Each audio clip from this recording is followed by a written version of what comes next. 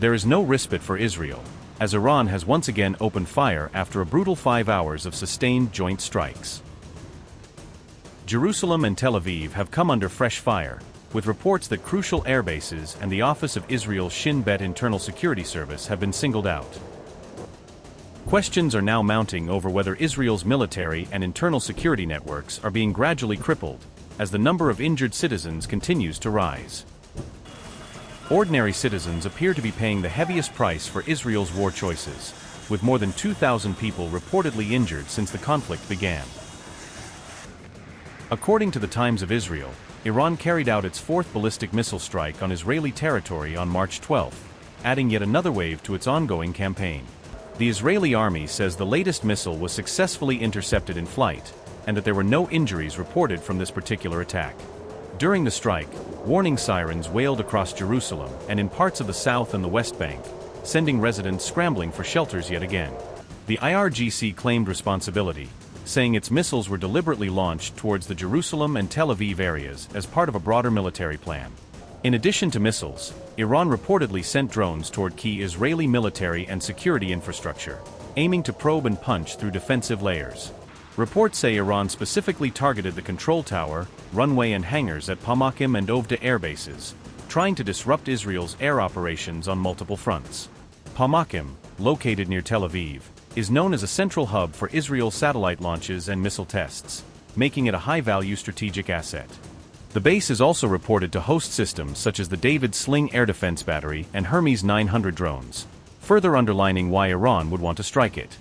Ovda, meanwhile, serves as a major training base for the Israeli Air Force, and has even hosted American F-22 fighter jets, making it another symbolic and practical target.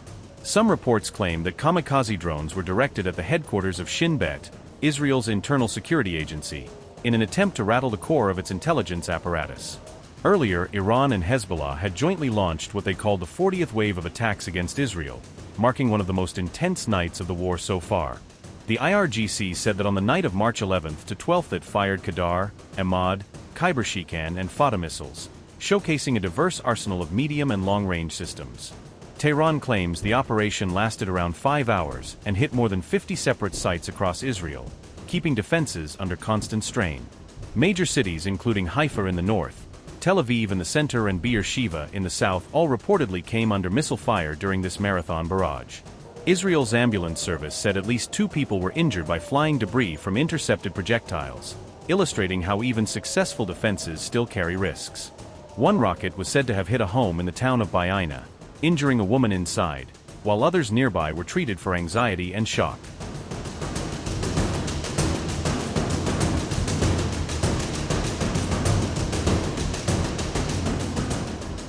On March 11th, Israel's health ministry released fresh figures showing how many people had been injured in just the previous 24 hours of Iranian attacks.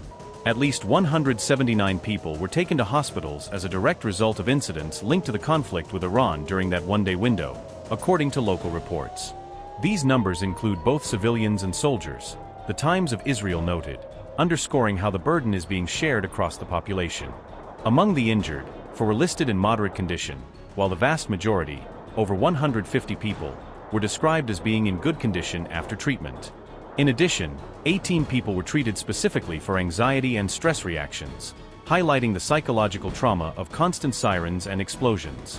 Overall, at least 745 people have been injured in Israel since the war with Iran broke out on February 28, with new casualties added almost every day.